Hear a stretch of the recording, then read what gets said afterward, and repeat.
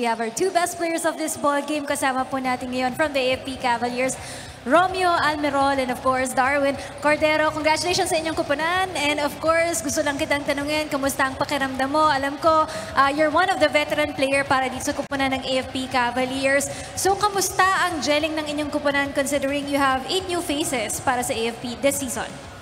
Yung gelling namin na sa team, medyo okay naman na kasi araw-araw yung inensayo namin. Tapos yung coaches namin, ginaguide kami lagi, nila Coach Eugene Tan, Coach Jeff Gambao, Coach Mendoza. So nakukuha naman namin yung system nila, lalo-lalo yung system ni Coach Eugene. Okay, speaking of guidance, paano ka nagbibigay ng guidance dun sa mga bagong manlalaro ng AFP Cavaliers? Sinasabi ko lang sa kanila, maglaro lang sila, i-compose lang nila yung sarili nila. Tapos wag silang masyadong gigil sa laro. Siyempre, bago pa naman eh. Gusto nilang magpakita. Sumunod lang sila sa system ni Coach Eugene. Kahit na medyo napapagalitan, tanggapin lang nila kasi para sa amin naman yun as a team. Alright, sino mga gusto mong batian, mga naging inspiration mo sa larong ito, Romeo? Siyempre, binabati ko yung mga sumusuporta sa AFP Cavaliers. Lalo na dun sa commander namin sa ATDC, kay Sir Parsia, tapos sa mga sumusuporta nga, yung yung tawag nito, beneficiaries namin na laging nakasuporta, tapos binabati ko yung sir namin sa Villamor Air Base, tapos yung laging sumusuporta sa akin na si CJ. Maraming salamat sa iyo, Romeo Almerol, and congratulations. Dito naman tayo kay Darwin Cordero, always one of the best players para sa kupunan ng AFP Cavaliers. Ikaw naman ang tatanungin ko, paano ka maging kuya dun sa mga baguhan sa AFP team? Yun lang, siyempre as experience sa kanila, mas veterano ako sa kanila sa years dito sa paglaro sa UNTV.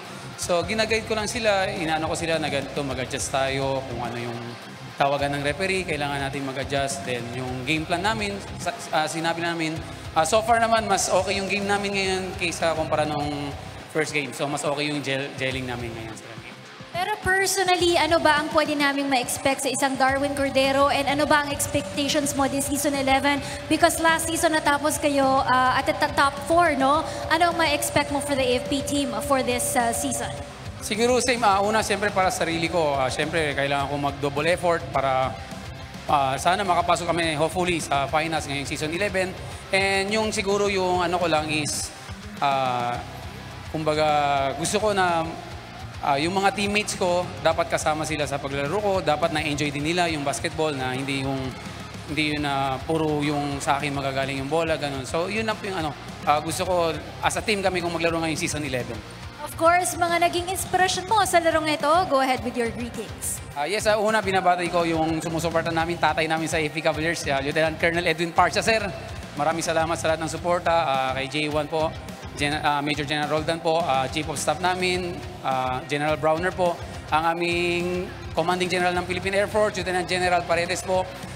Siyempre, wife po, si Rosan, binabati ko anak namin si Sia, sila Mama Nancy, sila Daddy Roger, siyempre yung sila Rona, Brian, magulang ko sa Zamboanga pala, Mama Janet, Papa Danny, kapatid ko si Andrew, si Danet, si Ann, binabati ko kayo dyan sa Cebu.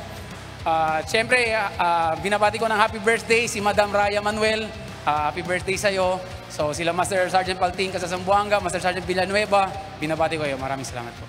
Maraming salamat din sa iyo, and of course, congratulations once again to our best players of this ball game from the AFP Cavaliers. Yan dyan po si Darwin Cordero at kanina po si Romeo Almerol.